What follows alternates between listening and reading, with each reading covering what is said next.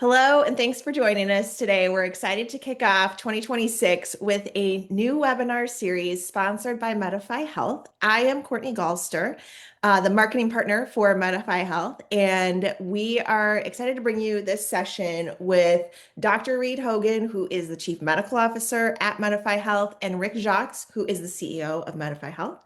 I'll let the two of you introduce yourselves before we dive into more details on chronic care management in GI practices and what that looks like moving forward into 2026. Great.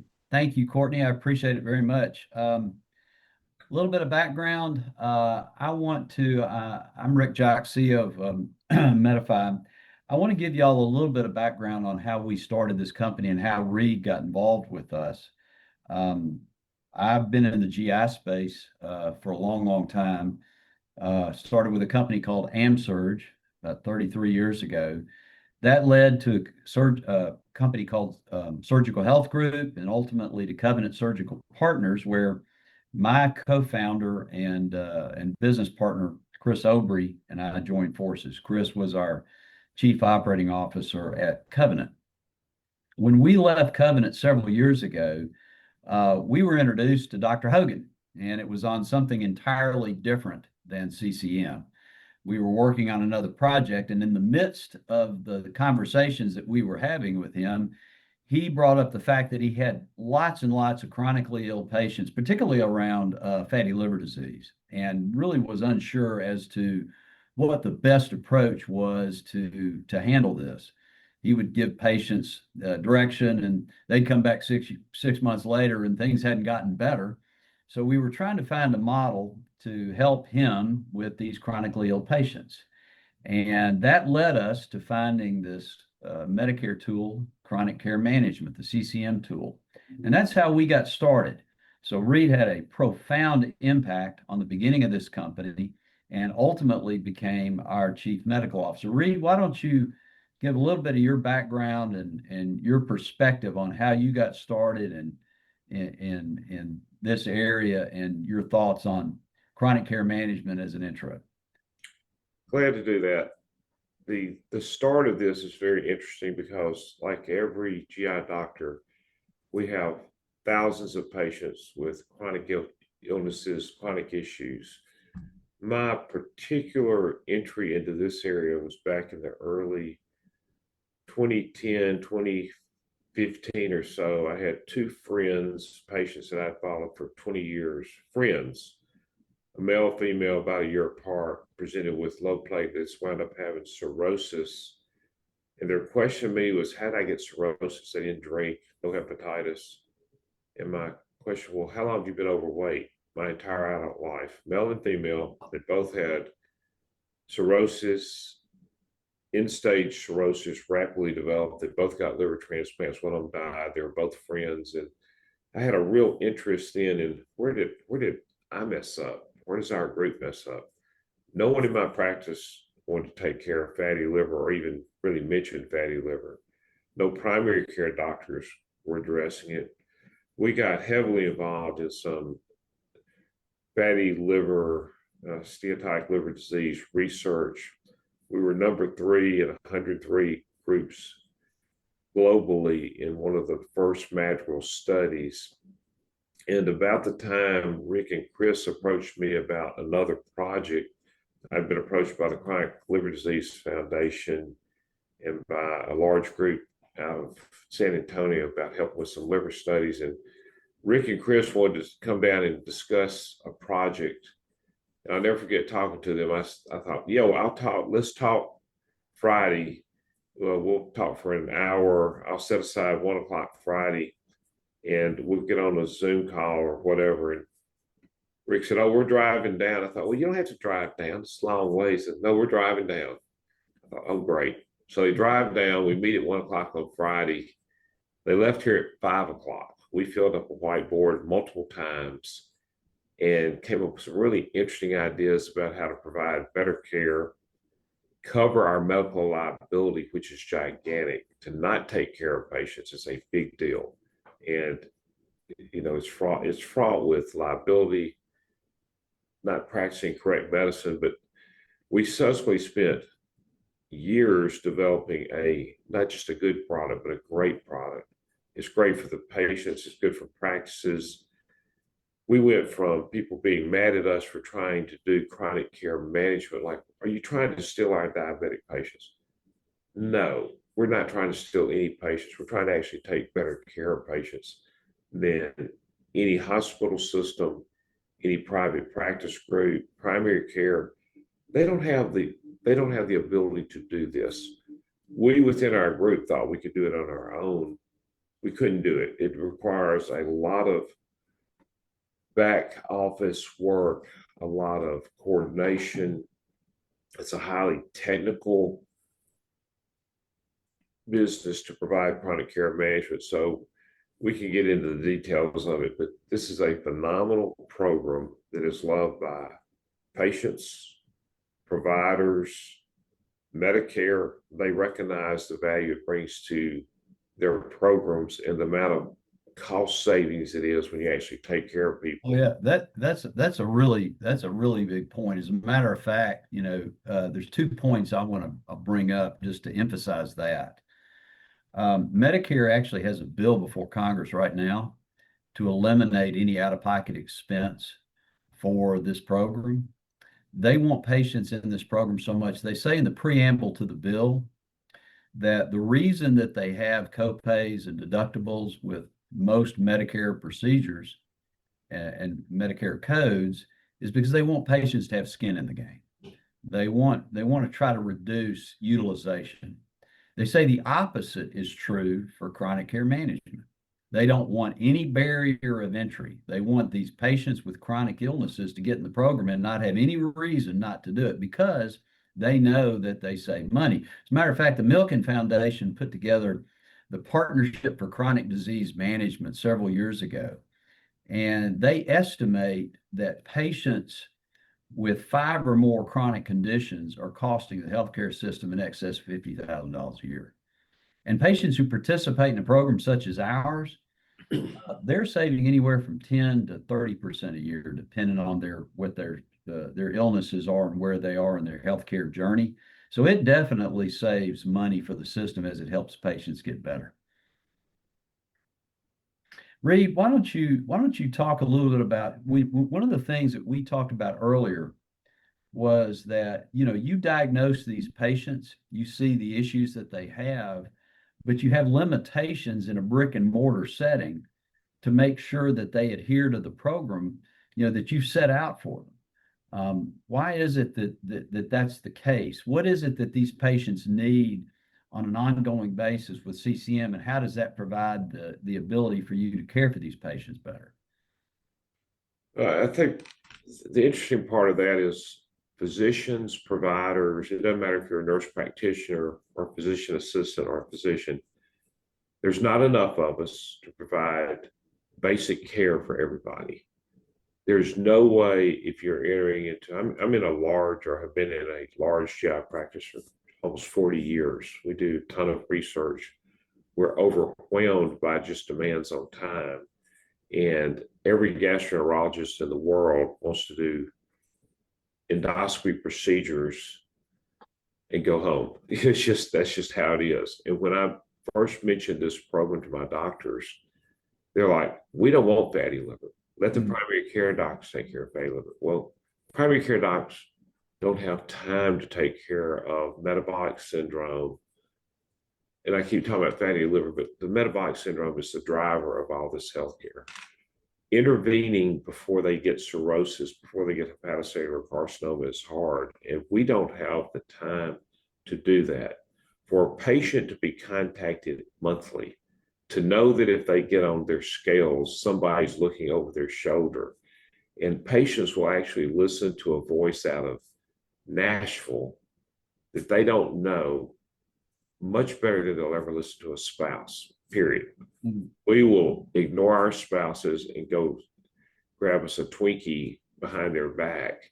But when you have some young person or old person looking at their scales from Nashville or wherever the provider is located on a monthly basis, it's dramatic feedback. And the results we see within my own practice, I could give you numerous examples of 100-pound weight losses. I give you examples of cirrhosis reversed. I used to believe that couldn't happen. And not just dramatic ones, but just moderate ones. When a patient sees their FibroScan score dropping and they realize I'm improving my own health, it's unbelievable. And the way we set up our systems to actually engage the patient from the day they enter our practice is, that's an important part of this, and things we can discuss further. What's really interesting, and I've run into this as I speak with physicians across the country. What you do is so complicated. I mean, you spend a lot of time going to medical school and doing your residency and doing your training and doing your fellowships. And I mean, you guys are experts and you're doing some highly complex work. What we do in chronic care management, these are such low level protocols that I think oftentimes physicians think, well, this just isn't really that important. But my good friend here in Nashville, who's an internist, and I asked him one time, I said, how do we get people to take responsibility for their health? How do we get them to change their behavior? Because so many of these conditions are lifestyle related. And he says it takes constant, continuous, multiple, regular touch points with them. And all we're trying to do is educate patients about their conditions. We want them to know that there's somebody there to provide motivation to make changes and hold them accountable. We want them to, make sure they understand the medications they're taking and they adhere to those prescribed regimens. And we want to make sure they go back and see their physicians when they're supposed to. I mean, access to care is a big issue today. And I think some of these older patients sometimes lose heart just trying to get in to see their physicians. So these seem like very simple things, but they seem to work. They seem to make these patients better.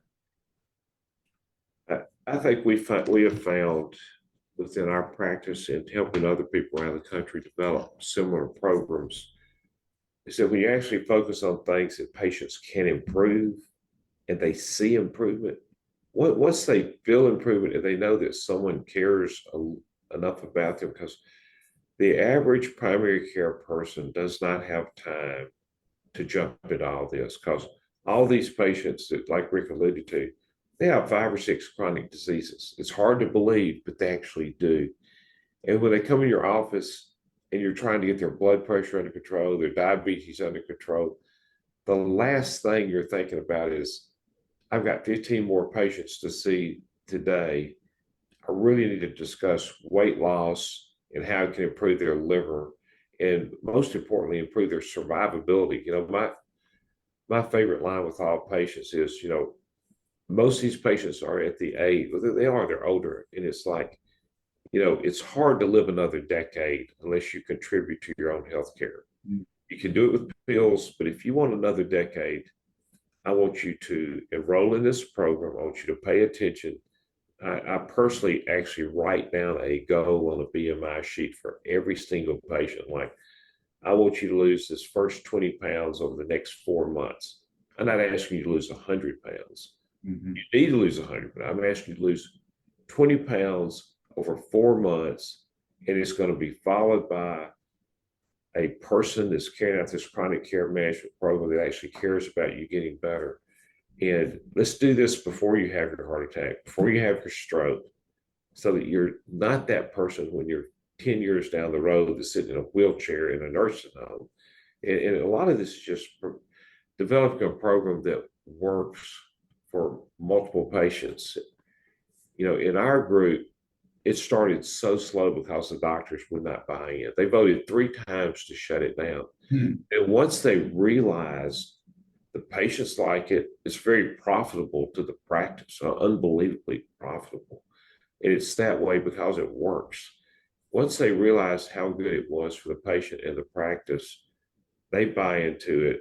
And it's actually easy to do once you get started. It's really hard.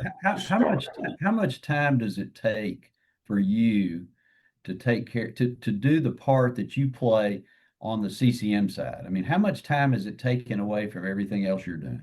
Oh, less than 2 minutes. I have an elevator spill. The actual way we do it is when you enter my office, in the office side or the endo side, we see approximately 400 patients. Now, we have one of the largest GI clinics in the country, the largest under one roof in the country. When you come in, you're going to get weighed whether you're in endoscopy or whether you're in the clinic side. In front of you, there's a 3 by 4 foot BMI chart that shows different areas of, obesity. When they are weighing in, they're getting spoon fed into their brain, and every single patient looks at that, and everyone's embarrassed by that or worried about that. They're probably thinking, I hope the doctor doesn't talk about my weight. And when our employee rooms them, we call them roomers. They're the patients that they bring the patients to the room. They say, I know you're here for your reflux or to get screened for colon cancer, but I notice your BMI is over 30. Don't be surprised. Dr. Hogan is probably going to mention that to you because we're trying really hard to prevent cirrhosis in our patients that have fatty liver. When they come to my room, I'll talk about you're getting a screening colonoscopy. And by the way, I notice you are type 2 diabetic and you have what we call metabolic syndrome. And I'll give you something to read about that. But every patient I see that's at risk for fibrosis, cirrhosis, we're going to schedule you for a screening for fatty liver. And I don't use fatty liver as much as just fatty liver disease. Try to get rid of the word fatty. We're going to screen you and see and make sure you're not headed toward fibrosis, cirrhosis. And universally, every patient wants to be healthier. They don't come to our offices wanting to not be healthy. It is so rare someone doesn't want to do that because it's a cheap test and it's an entryway. And around the country, people are learning how to do this, how to use FibroScan or FIB4. There are ways to check for fatty liver. And it's negligence, I think, on our part if we don't address this with our patients. Well, I'll tell you this. Dr. Moses up in Philadelphia. And he's one of the most unusual gastroenterologists that I've met. He, for those of you who don't know, Dr. Moses, he's also a law professor at Temple. And he and I've talked, and he believes very much that gastroenterologists have liability if they're not taking care of these patients and entering these patients into a program such as this, or trying to do something to reverse these health issues around fatty liver disease. So I think you're right. Well, the liability, like on the 2 patients I mentioned, one of whom died after the transplant, if I was in a witness stand and someone said, so Dr. Hogan, your patient developed fatty liver, fibrosis, cirrhosis, you've done colon polyps on her for 20 years. Have you ever mentioned that to her? And the answer is no, I do now, but I didn't then. The medical liability of a patient getting hepatocellular carcinoma, and in our charts, every primary care doctor, every gastroenterologist has hundreds, if not thousands or dozens of charts with documented fatty liver disease or documented metabolic syndrome. And we've never talked to them about the importance of taking care of this. And we have a way to take care of it now. We could not. It's interesting. Dr. Good, I don't know if you remember this. Dr. Gunaratnam he led a white paper several years ago for the AGA around obesity. And the paper came to the conclusion that obese patients were concentrated in the GI practice. Absolutely. And it really was the responsibility of the gastroenterologist to make sure that we're addressing this massive issue around obesity and overweight patients. It is ignored. The doctors don't want to do it. I mean, my doctors did not want to address fatty liver. Now it's one of a huge part of our practice. And I say fatty liver, but it's really metabolic syndrome. Because if they have metabolic syndrome and they've not yet developed fatty liver, they still need to be screened and followed. And you need to take care of the metabolic syndrome. So how many of your Med-S patients that you screened, what percentage do you think have some stage of fatty liver disease? Oh, a huge number, probably at least over 50%, because we screen metabolic syndrome and we screen BMIs over 30, period. But if you look at who we screened, about 12% have significant fibrosis, meaning they are headed down the pathway of 20% of those getting cirrhosis, 20% of those getting hepatocellular carcinoma or end stage liver disease. If you screen, you'll be shocked. My partners are shocked at the number of patients they have that are happy, have no idea they have liver disease. That, oh my gosh, They're asymptomatic. they're almost cirrhotic or they're already cirrhotic. They have no idea. Then you're screening for hepatocellular carcinoma. And the scary thing is, it's not just obese patients. It's 7% of people with significant fatty liver are lean, meaning skinny. And so you can't just say, oh, it's all about your BMI. It's metabolic syndrome. And those people need to be in some type, and we're talking about a chronic care management program. But if they're not in something like this, the physician needs to be providing chronic care, addressing the issues, because it's a huge liability to us. Right. And we will save lives. Let me ask you this. So you have these ongoing patients who are in the program, they participate in the program, many have graduated and gotten better. When you talk to them subsequent to their participation, what do they say about the program and how it's helping them? There's a certain dropout rate, but out of those that stay in, they're so happy. Like I had a lady yesterday, not a lady, an RN who I followed for years, never could get her to lose weight. And she is now down to a BMI of 26 and looks great, feels great, and knows her health is good, which is amazing. I mean, she's so happy. And literally, they want to stay in. If they, quote, graduate from CCM, they are going to keep getting on those scales. They want to be, people want to live. I mean, that's the bottom line is, and they get so out of control with their health, their obesity, that it's almost hard to even, they just give up and they need some encouragement. And getting it at home is hard because usually when you look at the spouse that's with them, they're usually overweight also. And if they're not, and I mean, this is yesterday. I had a good clinic yesterday. I was telling the patient again about the need to lose weight and how to take care. And the wife is lean. He says, well, I keep talking to him. And, you get into, well, who buys their groceries? Why are we doing this? And, you don't wait till you've had your stroke or till you've had your heart attack, because it's just too late. And every single patient I see wants to live and they want to feel good and be happy. Well, we started this company really as a result of our initial conversations. And, I've spent a lot of time over the years in the GI space. And, obviously with your background, we concentrated initially on gastroenterology, but don't you think this is something that is needed outside GI? I mean, in other specialties, I mean, endocrinology, rheumatology, pain management, urology. I mean, I would think this would be cardiology. I would think that lots and lots of specialists who have lots of patients with these issues would need this type of program.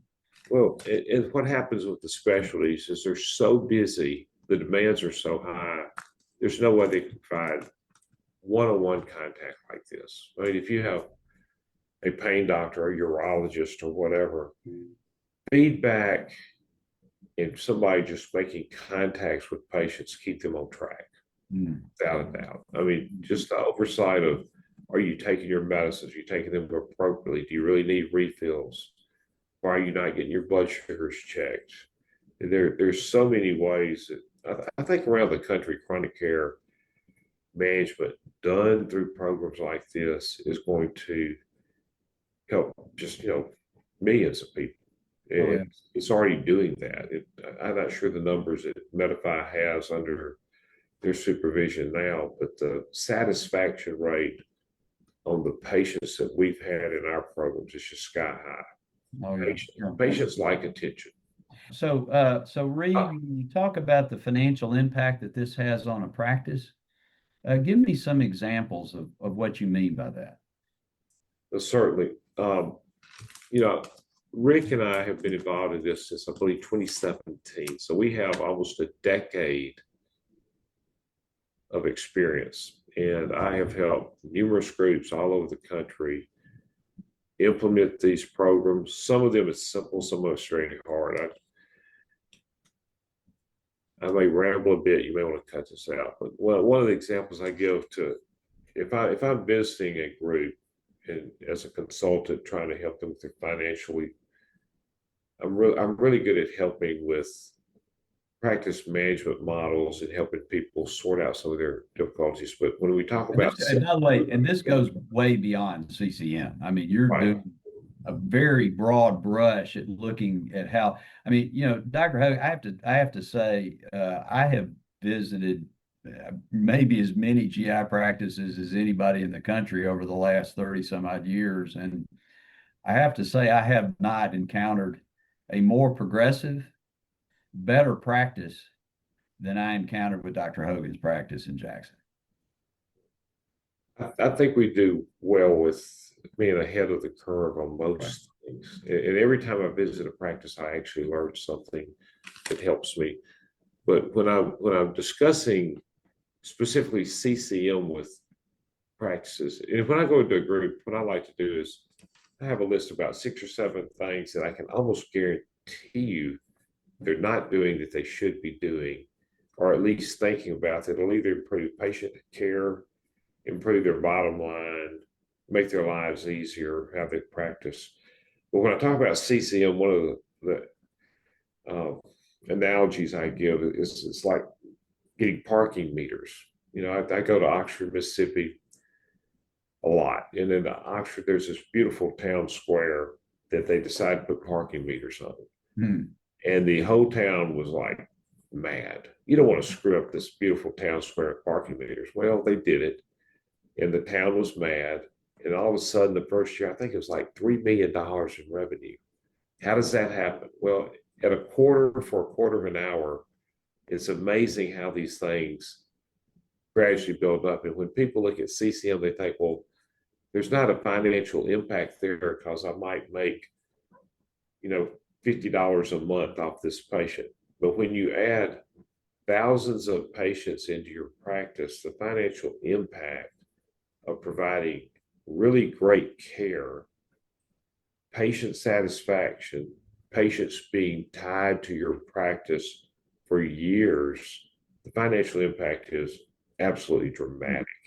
Oh, if I roll into a practice and say, here's 6 things you should do that will help your practice health and also help your practice, the patients benefit and be happy, CCM is at the top of that list every single time.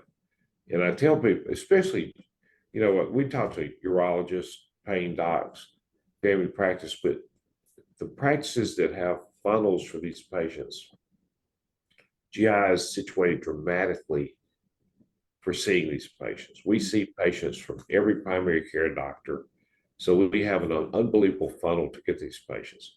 And so entering them into this type of program is easy. We actually had some bad feedback. Some family practice docs thought we were stealing their patients. The hospital said we can do. I remember that. Well, we went and met. I spoke at a family practice regional meeting where they were really mad that we were doing this. And I explained to them, I don't want to take care of every fatty liver patient. Y'all should be doing this. This is how you do it. You can do CCM. You can do screening fiber scans. And when it came down to how do you set up these programs, the president of the American Academy of Family Physicians, he said, well, what's it cost to put in a fiber scan? So it's about $100,000. You know, now it's probably 70. He said, well, y'all keep doing it. We don't have time. We're not going to invest. They will not invest in the time they cannot put the time in to do this. Mhm. And they don't have the number of patients we have. You know, Reed, you mentioned earlier that, y'all thought about doing this. I remember conversations that I had with your CEO a long time ago. And I remember the practice asking him to do an analysis, an in-depth analysis, because y'all are a big practice. You got a lot of resources. I mean, most practices don't have the resources you have, don't have the leadership that you have. And yet they looked at doing this and came to the conclusion that it was better to be done through someone like us versus by doing it yourself. Can you elaborate on that a little bit? Yes, I think many practices, including ours, thought we could do this better ourselves. I know practices that have tried, they struggle, especially in primary care situations. There's just not enough patients to do this. If you look at a primary care physician, they probably have 1,500 patients in their practice. A busy GI doc gets about 1,000 new patients a year. Our patient populations are gigantic. Mm-hmm. We have the ability to run 2 FibroScan machines every day, all day long, doing 50 plus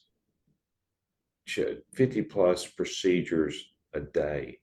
We have an amazing screening ability, as does every single GI practice out there, as does anyone that is a referral base for patients they see once a year or twice a year. Your patient population is huge. In a pain clinic where you need to follow patients and their medication usage, this is an ideal way to do it. If you devote your personal staff to doing this, there's no way you'll recover the cost of that. You'll actually make money when you outsource it. And when you look at outsourcing, and I will cheer for MetaPhy because they've done it correctly. They've taken care of the provider, the patients, and themselves. The profits are split in a very fair way. And I have seen multiple CCM programs, and you got to be careful who you choose because you want somebody that is deep in your field that understands it and is willing to share the profit with you. Reed, I appreciate that very much. Thank you. And by the way, I really do appreciate your taking time out of your busy schedule to meet with us and to share some of your thoughts.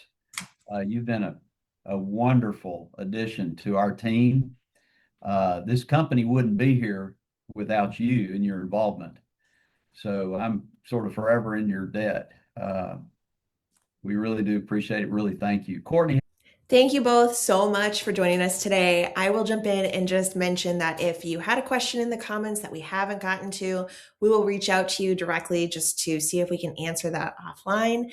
If you are interested in connecting with either Rick or Dr. Hogan after the event today, their contact information is on the screen. We would love to connect with you.